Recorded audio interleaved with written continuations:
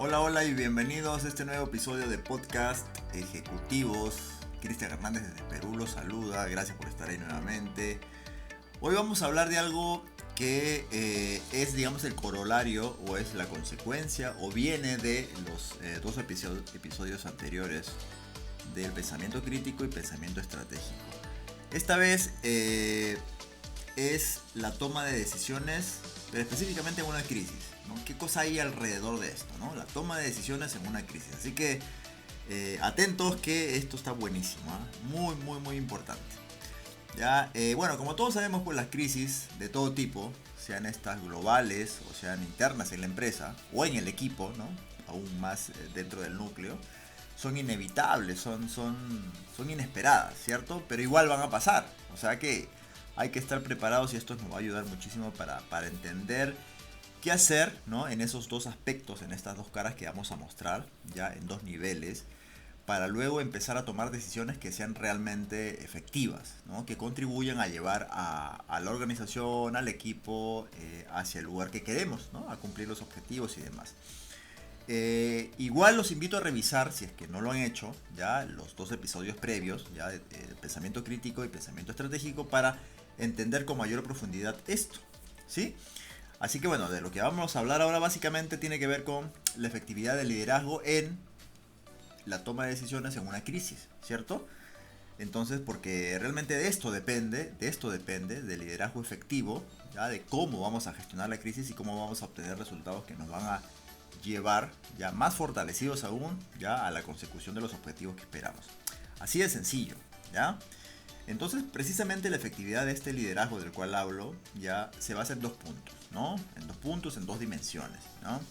Primero, en ayudar al equipo, acompañarlo a desarrollarse, y segundo, evidentemente, a tomar decisiones, ¿no?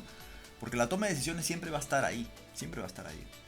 Pero por eso hago esa diferencia, ¿no? O ese tema complementario. En ayudar al equipo primero en tres cosas, ¿sí? En tres niveles, ¿ya? Y luego seguir tomando decisiones, pero de una manera bastante estratégica y fluida que nos permita tomar las mejores decisiones, ¿no? Y no estar en ese sesgo, el cual vamos a ver en breve, ¿ya? Y esto nos va a garantizar que efectivamente la forma de salir de esta crisis va a ser la adecuada, ¿no? Alineando a los objetivos que persigue nuestra empresa. Entonces, cuando decimos ayudar en este primer punto, ayudar y luego seguir tomando decisiones. Cuando decimos ayudar en este primer punto al equipo o a la empresa en general, tenemos que ayudar básicamente en tres cosas. Tres cosas, ¿no? En esta primera parte de ayudar, tres cosas. La primera que tiene que ver con el equipo en cuanto a su resiliencia. Cuánto el equipo o cuánto la empresa es capaz de desarrollar resiliencia y antifragilidad, ¿no? Suena medio parecido, no es, ¿no? La resiliencia es esa capacidad de resistir un poco, doblarse un poco y luego regresar al estado original. Sin embargo, la antifragilidad, que es complementario a esto, como siempre comento en las conferencias en las que estoy sobre este tema en particular, la resiliencia es aguantar, resistir un poco, doblarse pero no quebrarse y volver, recuperarse. Pero la antifragilidad quiere decir cuál es ese nivel, ¿ya? Que en mi trayectoria de crecimiento, ¿ya? Cada vez me hace menos, precisamente menos frágil. Por ejemplo, si antes de la pandemia yo era muy frágil en esto porque la comunicación era muy débil, por lo que fuera, entonces ese grado de fragilidad antes de la pandemia tiene que fortalecerse, ¿cierto? De manera tal que con el paso del tiempo yo me hago menos frágil, ¿cierto? O sea, si yo antes de la pandemia tenía ciertas debilidades, tenía fragilidad respecto de la comunicación no era muy eficaz, no llegaba a ser efectiva, etcétera. Si es que yo durante la pandemia me hice fuerte, eso ya me va a devolver un estándar de fragilidad todavía más resistente, ¿cierto? Entonces, por un lado voy a ser más resiliente, ¿ya? Pero también me hago más antifrágil, ¿cierto? O sea, si era frágil nivel 2 antes de la pandemia, ahora soy frágil, digamos, un nivel más pequeño. Ya me hago más antifrágil, ¿no? ¿Se entendió?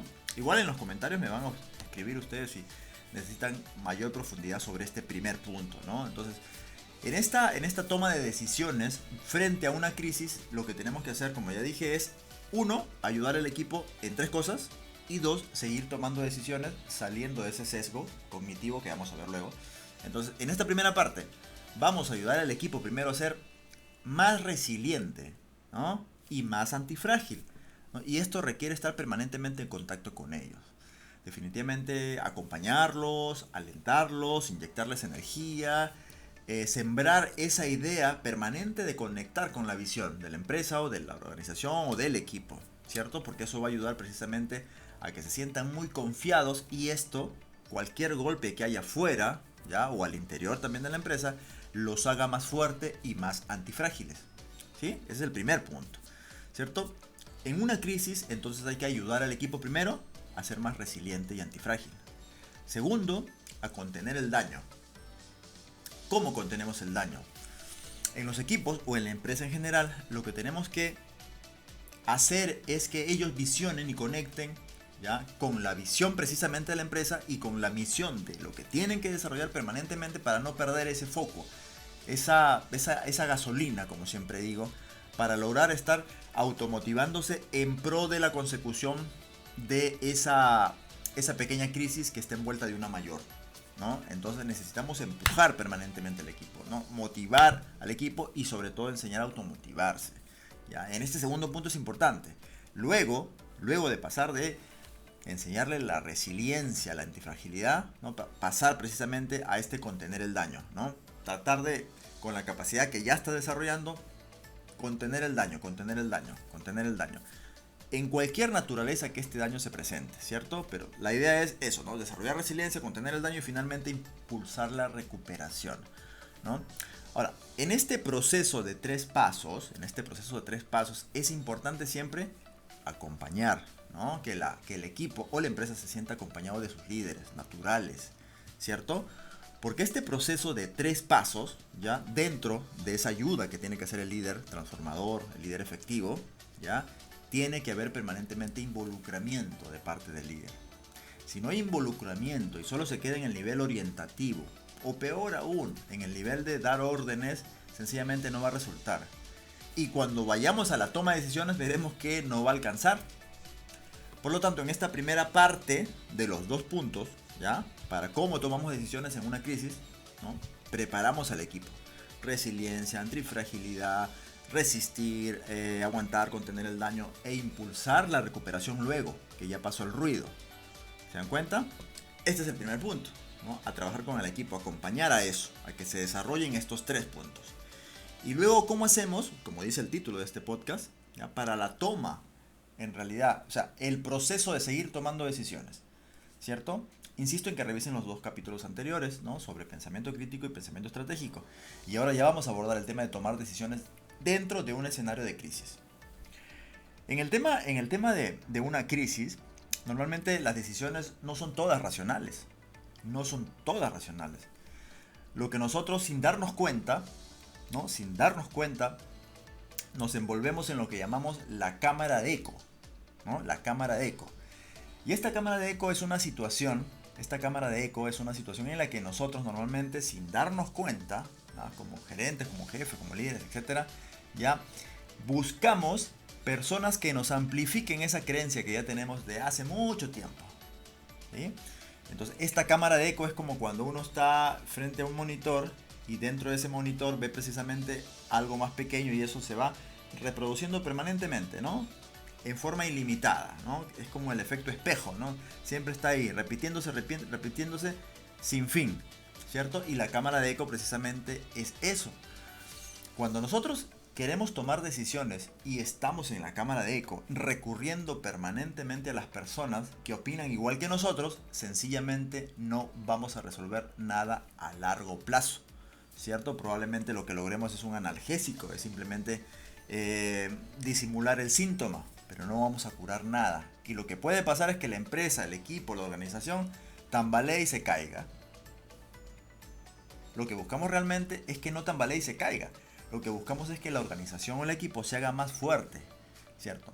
Entonces, en este nivel, la toma de decisiones tendría que estar no en la cámara de eco, tiene que estar afuera.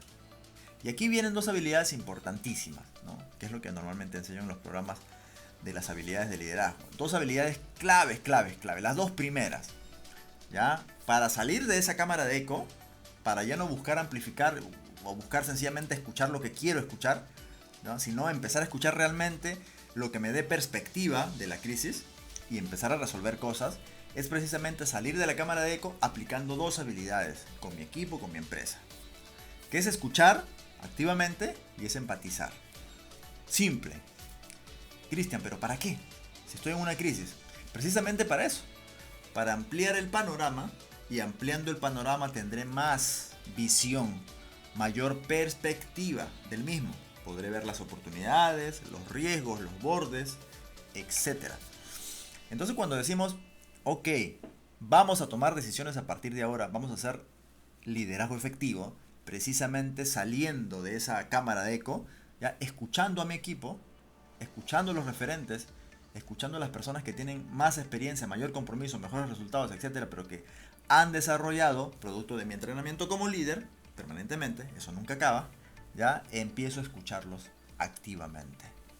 Y solo cuando escucho activamente, la primera habilidad, y luego empatizo, segunda habilidad, ya lo que voy a lograr es precisamente no ponerme en los zapatos de la otra persona o de las otras personas que me van a proveer de información importante, de campo, sino estaré desarrollando como tomador de decisiones o como decisor, estaré desarrollando mayor perspectiva. Esto es, como dije en los capítulos anteriores, pasar precisamente de ese enfoque convergente ya a ese enfoque divergente que nos permita tomar decisiones más informadas. Resumiendo, para tomar decisiones en una época o en un periodo de crisis, sea esta de nivel global, como la pandemia, o sea esta de nivel interno, de nivel de la organización o de nivel del equipo, ¿ya? Lo que tenemos que hacer es, por un lado, resumiendo, por un lado, desarrollar resiliencia, antifragilidad, ¿no? Contener el daño y sobreponerse a este. Ese es en un nivel. Y en el otro nivel, lo que tenemos que hacer es seguir tomando decisiones, pero seguir tomando decisiones fuera de la cámara de eco. Vale decir que tener la suficiente frialdad para no buscar permanentemente escuchar lo que ya sabemos, para amplificar a modo de espejo lo que ya conozco, porque las soluciones a las crisis que son cada vez más complejas no están escritas en una piedra de hace 1000 años. En realidad se necesita estar muy inmerso en la perspectiva individual que pueda tener cada miembro del equipo, cada miembro de la empresa. Evidentemente cada persona que sea representativa, ¿no? De un área, qué sé yo, ¿no? Entonces, teniendo en cuenta estas dos cosas, estas dos dimensiones, ¿no? Por un lado el desarrollo del equipo que sea resiliente, etc. Y por otro lado seguir tomando decisiones fuera de la cámara de eco, esto nos va a asegurar la respuesta de cómo gestionar una crisis, que es precisamente a través del liderazgo efectivo, ¿no? Es el liderazgo efectivo que muestra en la práctica las dos principales habilidades que he mencionado, ¿no? La de escuchar y la de empatizar, para tener una perspectiva mayor y tomar evidentemente una decisión que sea coherente con la estrategia que persigue nuestra organización. Muy bien, espero les haya gustado este episodio que tiene que ver básicamente con toma de decisiones en una crisis, ¿cierto? En un caso específico así, ¿no? En una tipología específica. Toma de decisiones en una crisis. Así que les agradezco que estén ahí. Cristian Hernández los saluda, les envío un fuerte abrazo desde Perú y nos vemos en el próximo episodio de Ejecutivos, el podcast. Chao.